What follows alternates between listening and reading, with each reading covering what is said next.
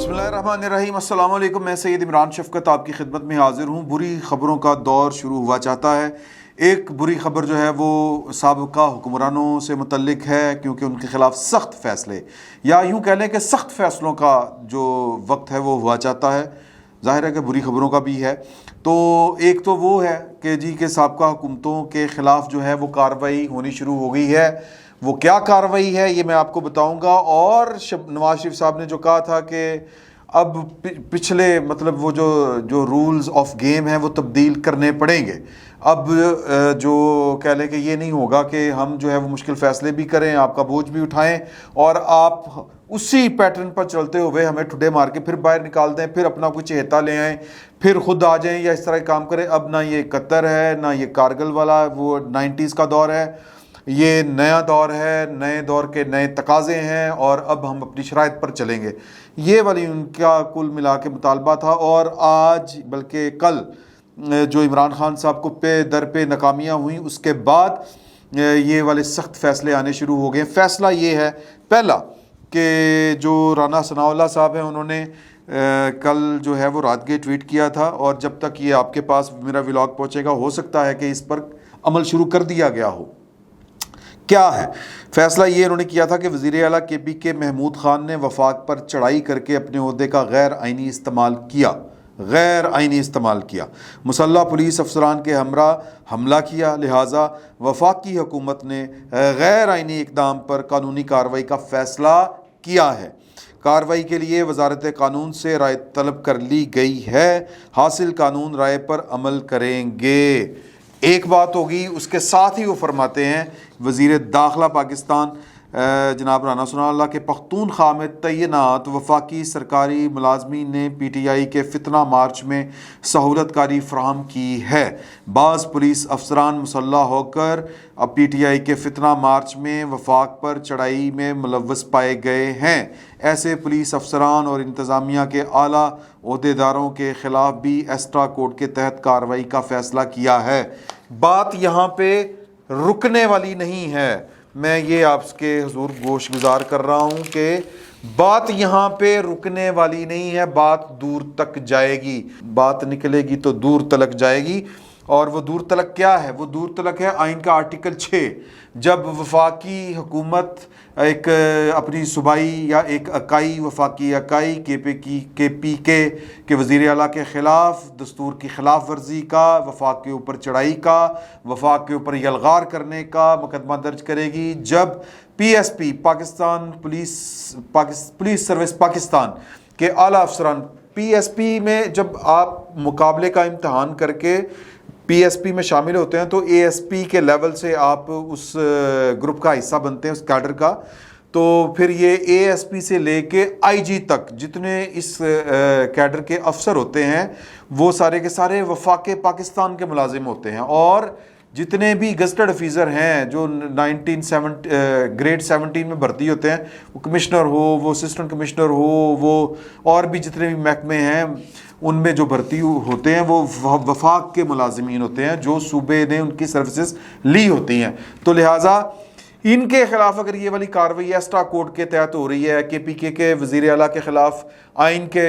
کی خلاف ورزی کی کارروائی ہو رہی ہے، تو پھر یہ بات دور تلک اس لیے جائے گی، پھر قاسم سوری کے اوپر آرٹیکل 6 لگے گا۔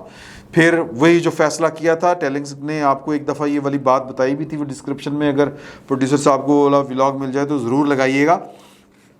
کہ فیصلے کیا ہوئے ہیں کہ جی ان کے خلاف آرٹیکل 6 لگے گا، اور پھر وہ آرٹیکل 6 ایک جگہ پہ رکے گا نہیں۔ پھر یہ سارے مارچ 2022 میں یا 1 2 3 مارچ میں جو پھر وہ کارروائیاں شروع کی گئی تھی، 3 مارچ کو جو میرا خیال ہے 8 مارچ کو جو ہوا تھا اسمبلی کا اجلاس، جس میں انہوں نے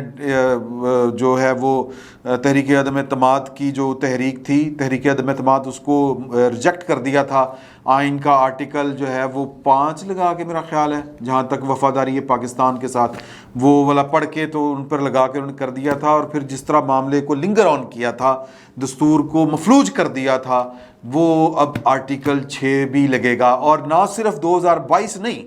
2022 سے بھی پھر معاملات پیچھے جائیں گے۔ یہ معاملات جائیں گے 2014 کے دھرنے تک یہ معاملات جائیں گے کہ کون جو تھا وہ اس وقت کی گورنمنٹ کے منتخب گورنمنٹ کو ڈکٹیٹ کرنے کی کوشش کر رہا تھا. ملک ریاض صاحب کو کس نے بھیجا تھا پیغام دے کے؟ جب اسحاق ڈار صاحب کو آ کے ملک ریاض صاحب ملے تھے وزیر اعظم اس کے جی کہ وزیر اعظم کو جگائیں. پھر وہ ان کو اٹھایا گیا تو ان کو کہا گیا کہ جی کہ اگر آپ سٹیپ ڈاؤن کر جاتے ہیں تو پھر یہ ساری چیزیں وہ ٹیگل ہو جائیں گی, یہ ہو جائے گا, وہ ہو جائے گا, بلا بلا بلا بلا بلا. اب یہ جو ساری چیزیں ہیں یہ اس کا مطلب یہ ہے کہ بات صرف محمود خان صاحب تک نہیں رہے گی, بات صرف 2022 تک نہیں رکے گی, بات قاسم سوری تک نہیں رکے گی, بات 2014 تک جائے گی. تو میرا خیال ہے یہ جانی چاہیے, بڑی زبردست چیز ہے, تاکہ ایک دفعہ جو اپنا جو لوگ جو جتھے بنا لیتے ہیں, سیاستدان, کچھ سرکاری ملازمین اور کچھ ریاستی منصب دار آپس میں مل جاتے ہیں. میرے پاس نا وہ اپنی جو ہے نا جی کیا ان کا نام ہے, ریما عمر صاحبہ, ان کا ایک میرے پاس ٹویٹ ہے, انہوں نے بڑا اچھا زبردست حوالہ دیا ہے. میں یہ کیوں پڑھ کے سنا رہا ہوں, میں یہ آگے آپ کے چل کے آپ کو بتاؤں گا. انہوں نے لکھا کہ جی 2016 میں جو جسٹس اعجاز الاحسن صاحب ہیں وہ جج بھرتی ہوتے ہیں سپریم کورٹ میں, اور 2024 میں انہوں نے قاضی فائز عیسیٰ صاحب کے ریٹائرمنٹ کے بعد چیف جسٹس آف پاکستان بننا ہے. یہ جو فاضل جج ہیں یہ پاناما کیس میں بھی تھے, انہوں نے پاناما کیس میں JIT جو بنائی تھی جس میں ملٹری انٹیلیجنس اور ISI کے افسروں کو شامل کیا تھا, یہ اس بینچ میں شامل تھے. پھر فیصلہ دیا, نواز شریف صاحب کو نااہل کرنے والوں میں شامل تھے, اور پھر اس کے بعد پاناما عمل درآمد کیس بینچ میں شامل تھے. پھر اس کے بعد یہ اس پاناما کا جو تھا نا جی مانیٹری جج, نگران جج بھی لگے کہ جو نیچے ٹرائل ہو رہا ہے کیا کہیں نواز شریف چھٹتے نہیں رہا, نواز یعنی کہ پورا بندوبست کے نواز شریف صاحب جو ہیں وہ ان کو نہ سزا بھی ہوتی ہے کہ نہیں ہوتی, وہی سزا جس کے بارے میں جنرل فیض حمید صاحب نے آ کے جسٹس شوکت عزیز صاحب کو, صدیقی صاحب کو کہا کہ ہماری 2 سال کی محنت ضائع ہو جائے گی اگر آپ نے وہ والی اپیل منظور کر لی. اور پھر چشم فلک نے دیکھا, میں بڑا بولا ہے جو پوئٹک کہتے ہیں کہ یا اس کو فکشنل یا وہ افسانوی جی ادبی لٹریری جملہ, کہ چشم فلک نے دیکھا کہ پھر وہ نواز شریف اور ان کی بیٹی کی اپیل کی سماعت کرنے کے لیے شوکت صدیقی صاحب جو ہیں وہ جج ہی نہیں رہے, ہٹا دیے گئے. اور کس کی برکت سے؟ ثاقب نثار صاحب کی برکت سے. یہ ٹویٹ اور یہ بات کرنے کا مقصد یہ ہے کہ یہ ایک کلیشے یا کیا اس کو کہیں گے, ایک گروپ بندی تھی, جتھا بندی تھی پاکستان کی کچھ سیاسی قوتوں کی, پاکستان کی کچھ ریاستی قوتوں کی اور پاکستان کے کچھ منصب داروں کی, جس کے تحت یہ ساری کارروائی پڑی تھی. تو پھر بات دور تلک جائے گی. لیکن مسئلہ ایک ہے چھوٹا سا, وہ کیا مسئلہ ہے؟ وہ مسئلہ یہ ہے کہ دوسرا جو سخت فیصلہ وہ تو میں نے آپ کو بتایا نہیں. دوسرا سخت فیصلہ جو ہے وہ ہے کہ پٹرولیم کی قیمتوں کی میں اضافہ کر دیا گیا ہے. ابھی تک کی اطلاع کے مطابق 100 یعنی کہہ لیں 30 روپے پر لیٹر پیٹرول کا اضافہ ہو گیا, اور باقی جو اضافے ہیں وہ آپ تک آ گئے ہیں. اس کے پیچھے بھی ایک کہانی ہے, وہ میں آپ کو آگے چل کے بتاؤں گا. لیکن درمیان میں جو بات چھوڑ گیا تھا کہ یہ جو جتھا بندی تھی یہ کیا ہے کہ, اور جو میں نے ریما عمر کا آپ کو ٹویٹ سنا ہے, پھر ریما عمر نے ایک ڈان میں ایک آرٹیکل بھی لکھا ہے. وہ آرٹیکل جو میں نے کہا نا ایک مشکل ہے درمیان میں کہ یہ اگر اس جتھا بندی کے خلاف یہ جو جن جپا شروع ہوا تھا, جو سسٹم کو ڈیریل کیا گیا تھا, پاکستان نے جس کی بھاری قیمت ادا کی کہ یہ ہمیں IMF کے ساتھ جو عمران خان صاحب کو معاہدے کرنے پڑے, اپنی نااہلی کی وجہ سے کرنے پڑے. اب پیٹرول جو ہے وہ 200 سے اوپر آہستہ آہستہ جائے گا, اور اس کی وجہ یہ ہے کہ عمران خان صاحب لکھ کے دے چکے ہیں, اور میرا خیال ہے کہ یہ گورنمنٹ جو ہے یہ اس کے جو IMF کے ساتھ معاہدے کیے ہیں عمران خان صاحب نے, وہ معاہدوں کو اب پبلک کرے گی. کیونکہ ایک جو وزارت خزانہ کے ایک بڑے افسر نے اس گورنمنٹ کو یہ مشورہ دیا ہے کہ, اور یہ مشورہ وہ میرا خیال ہے کہ اب شاید وقت آ گیا ہے کہ وہ, پہلے تو شہباز شریف صاحب نے مانا نہیں تھا, تو اب وہ کہہ رہے ہیں کہ جی کہ ہم اس پر کرتے ہیں, پبلک کریں گے تاکہ لوگوں کو پتہ چلے کہ اصل ذمہ دار کون تھا. اور پاکستان کو کی اکانومی کا ذمہ دار عمران خان, اور عمران خان کیونکہ نااہل, اور عمران خان اس لیے کہ اس کو مسلط کیا گیا تھا. وہ مسلط کرنے کے لیے پہلے نواز شریف کو ہٹانا ضروری تھا, پاکستان پیپلز پارٹی کا راستہ روکنا ضروری تھا، اور وہ ایک گروپ بندی ہوئی تھی جو 3 فریق تھے اس کے، سیاسی قوتیں، ریاستی قوتیں اور پاکستان کے منصبدار، یہ ملے تھے۔ پھر وہ جو ریما عمر کا ٹویٹ میں نے آپ کو بتایا ہے کہ کس طرح کر کے وہ ایک بندہ جو ہے وہ کس طرح کر کے، اور پھر وہ آگے بھی مطلب اب دیکھ لیں وہ 63A کی تشریح میں وہ بندہ، وہ جج صاحب اور بھی کافی سارے ہیں، اور پھر اس کے بعد جو ہیں وہ یعنی کہ وہ کرمنل سسٹم خراب ہو رہا ہے، اس میں بھی وہ سو موٹو نمبر 2، اور پھر اس کے بعد یہ عمران خان صاحب کو فیور دینے میں کہ راستے کھولیں اور جناب بلوائیوں کو اندر آنے دیں، آگ لگتی ہے تو لگ جائے، پھر اس کے اندر بھی کہ توہین عدالت کی کارروائی کے لیے رجوع کرتی ہے وفاقی حکومت، اور وہ توہین عدالت کی درخواست اٹھا کے باہر پھینک دی جاتی ہے، اس کے اندر بھی کیوں، اس کے اندر یہ سب کچھ کیوں؟ اس لیے کہ یہ سارے ڈیزائن میں وہ لوگ شامل تھے، اور یہ بیچارے اب راستہ روکنے کی کوشش کر رہے ہیں کہ جن کو ہم نے نکالا تھا وہ تو پھر اقتدار میں آ گئے، اور یہ پہلی دفعہ ہی نکالا، یہ 2-3 دفعہ یہ والے کام ہوئے، کبھی بینظیر کو، کبھی نواز شریف کو، کبھی زرداری کو، کبھی کسی کو، لیکن وہ گھوم کے پھر وہ باؤنس بیک ہوتی ہے چیز۔ تو پوائنٹ اس میں یہ ہے کہ حکومت یہ سب کچھ کرنے جائے گی، اس کی کوشش ہے، جو میں نے آپ کو بتایا کہ جو معاملہ KPK کے وزیر اعلیٰ محمود خان سے شروع ہوگا وہ پھر 2014 تک جائے گا، لیکن ایک رکاوٹ ہوگی، اور وہ رکاوٹ ہوگی پاکستان کی سپریم کورٹ کے لائک مائنڈ ججز، اور یعنی کہ کیوں ہوگی کہ جسٹس عمر بندیال صاحب جو ہیں وہ ان کے ماضی کے جو کیس وہ دے چکے ہیں، وہ پبلک پراپرٹی ہیں، وہ آپ پڑھیں، آپ دیکھیں، وہ ایک خاص جھکاؤ ہے ان کا پاکستان تحریک انصاف کی طرف، عمران خان صاحب کی طرف، اور صادق اور امین قرار دینا، وہ سارے معاملات میں گن کے پھر کبھی بتا دوں گا، کئی دفعہ بتا چکے ہیں، چونکہ وقت جو ہے وہ میں زیادہ لے رہا ہوں تو اس لیے میں اس کو سمیٹنے کی کوشش کر رہا ہوں۔ تو وہ اختیار ہے ان کا کہ وہ اب مسلسل یہ چل رہا ہے، یہ چیز نوٹ ہو رہی ہے کہ لائک مائنڈڈ ججز ان کا بینچ بنا دیا، مرضی کے فیصلے آتے ہیں، یونانیمس فیصلے آتے ہیں، متفقہ فیصلے آتے ہیں، کوئی جج دوسرے سے کم ہی ہوتا ہے کہ وہ اختلاف رائے کرے، ورنہ تو بینچوں کی جو تشکیل کی جاتی ہے وہ اسی لیے تشکیل وہ آڈ نمبرز میں ہوتی ہے کہ فیصلہ جو ہے وہ مطلب متناسب، مطلب یہ کہ 3-2-5-1 یعنی کہ اس طرح کر کے وہ ہوتی ہے کہ متفقہ اگر نہیں بھی آ رہا تو پھر جس طرف زیادہ جج ہوں گے یعنی برابر نہ ہو پائیں، اس لیے آڈ نمبر رکھا جاتا ہے، طاق جو ہے وہ نمبر رکھا جاتا ہے۔ تو اب اس پر بحث شروع ہو گئی ہے کہ یار کہ یہ اگر تو کوئی جج جو ہیں وہ ٹھیک چل رہے ہیں تو ٹھیک، ویری گڈ، انصاف پسند ہے تو ٹھیک، نہیں تو اگر کوئی جج اس طرح کا آ گیا جس طرح اس وقت لوگ اعتراض اٹھا رہے ہیں تو پھر کیا ہوگا؟ پھر وہ ہوگا جو 2018 میں ہوا تھا۔ یہ جو ریما عمر صاحبہ ہیں یہ بتا رہی ہیں، انہوں نے جو ڈان میں آرٹیکل لکھا ہے اس میں بتا رہی ہیں کہ 2018 میں انڈیا کے 4 سینئر جو جج تھے سپریم کورٹ کے، انہوں نے اپنے چیف جسٹس کے خلاف ایک پریس کانفرنس کر ڈالی، تو ڈریں اس وقت سے کہ یہ پاکستان میں بھی وقت آئے کہ سپریم کورٹ کے وہ جج جو ہر اہم کیس میں اگنور کیے جاتے ہیں، صرف یہ کہ جو رولز آف بزنس ہیں یا سپریم کورٹ کے اپنے جو رولز ہیں جو 1980 والے 1982 والے، ان کے تحت چیف جسٹس کو یہ اختیار حاصل ہے کہ وہ کیس ایلوکیٹ کر سکتا ہے اور بینچ بنا سکتا ہے کہ جی کہ یہ کیس ہے، اس کے لیے یہ بینچ بنے گا، اس بینچ میں فلاں جج ہوگا۔ اپنی پسند اور ناپسند جب کسی چیف جسٹس کی آئے گی تو پھر وہی ہوگا جو انڈین جو چیف جسٹس کے خلاف ہوا تھا،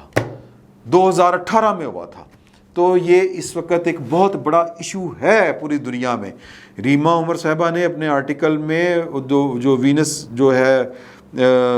کمیشن، اس کا حوالہ دیا ہے، اقوام متحدہ کے بہت سارے مذاکروں کے حوالے دیے ہیں انہوں نے، جرمنی میں کس طرح کام ہوتا ہے، پوری دنیا میں اس وقت کس طرح کر کے ہوتا ہے۔ پہلی بات تو یہ کہ وہاں پر تو شاید اس طرح کی چیزیں نہیں ہوتی، اتنی جو کہہ لیں کہ پولیٹیسائز یا اتنے سیاست زدہ ادارے نہیں ہیں وہاں پر، لیکن اس کے باوجود انہوں نے تجربے سے سیکھا ہے اور لہٰذا اگر کسی نے تجربے سے سیکھا ہے تو ہم بھی ان سے سیکھ لیں۔ تو وہاں پر جو ہے بعض ممالک دنیا میں اس طرح کے ہیں کہ وہاں پر کمیٹیز بنی ہوتی ہیں سینئر ججوں کی، کہ وہ بیٹھ کے وہ کیس ایلوکیٹ کر رہی ہوتی ہیں، اور وہاں پر کورٹ وہ جو ہوتے ہیں کہ جی کورٹس کو ایلوکیٹ ہوتے ہیں کیس، اور پھر وہ جج جو ہیں وہ انہوں نے کوئی میکنزم بنایا ہوتا ہے جس پر کسی جج کی مرضی نہیں ہوتی ذاتی، کیونکہ چیف جسٹس کا مطلب بادشاہ سلامت نہیں ہوتا۔ دستور پاکستان میں کسی کو بھی بادشاہوں جیسے اختیارات حاصل نہیں ہیں۔ جب اور جج جو ہیں یہ وہ جس کو ہم جوڈیشل ورک کہتے ہیں نا، منصفی کے لحاظ سے وہ ایک برابر ہوتے ہیں۔ صرف انتظامی اعتبار سے چیف جسٹس کو 2 اختیار حاصل ہوتے ہیں، جس طرح میں نے پہلے بتایا، ایک کیس ایلوکیٹ کرنے والا کہ فلاں جج یہ کیس فلاں جج کو دے دے، یہ کیس فلاں جج کو دے دے، ایک انتظامی سطح کے اوپر وہ تھوڑا سا، اس لیے وہ چیف جسٹس ہوتا ہے کہ اس کے پاس انتظامی اختیارات ہوتے ہیں۔ لیکن اگر ان اختیارات کا غلط استعمال ہو رہا ہو تو باقی بھی جو جج ہیں اور پھر وہ دستور کے حساب سے وہ برابر ہیں، ان کے پاس تمام عدالتی اختیارات ایک جیسے ہیں، کوئی کم یا زیادہ نہیں ہوتا۔ ہمارے ہاں پچھلے کچھ عرصہ سے ثاقب نثار صاحب نے یہ والا کام بام عروج پہ پہنچایا، اور جو موجودہ چیف جسٹس ہیں وہ ان کی پیروی کر رہے ہیں۔ مثال کے طور پر منصور علی شاہ صاحب آپ کو کسی اہم کیس میں نظر نہیں آئیں گے، قاضی فائز عیسیٰ صاحب کے ساتھ خدا واسطے کا بیر ہے، اور وہ بینچ کے اوپر مطلب جو ان کے ریمارکس ہوتے تھے، جس طرح کر کے انہوں نے بھیڑیوں کے آگے ڈالا قاضی فائز عیسیٰ کو، ان کی اہلیہ کو، ان کے بچوں کو، وہ پوری قوم نے دیکھا ہے، وہ پورے پاکستان نے دیکھا ہے۔ تو لہٰذا جسٹس عمر عطا بندیال صاحب کی جو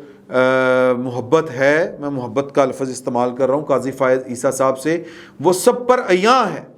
تو وہ انصاف مجھے نہیں لگتا کہ وہ کر پا رہے ہیں۔ اور پھر اسی طرح اور ڈھیر سارے جج ہیں، مطلب وہ جج جن کو اگنور کیا جا رہا ہے۔ مجھے تو ڈر لگ رہا ہے کہ کسی دن وہ چیف جسٹس آف پاکستان کو منیمم اگر کام کریں گے تو خط لکھ دیں گے، اگر زیادہ دلیری دکھائیں گے، ٹانگ نکال کے کریز سے باہر نکل کے چھکا لگائیں گے تو ایک پریس کانفرنس کر دیں گے کہ یہ چیف جسٹس صاحب کیا حرکتیں فرما رہے ہیں۔ میں سوری فار دیٹ یہ الفاظ استعمال کرتے ہوئے، تو میں ذاتی طور پر سمجھتا ہوں کہ پارلیمان ہی وہ واحد ادارہ ہے جو سپریم بھی ہے، جو بالادست بھی ہے، اس کو اپنی حیثیت جو ہے وہ اس کو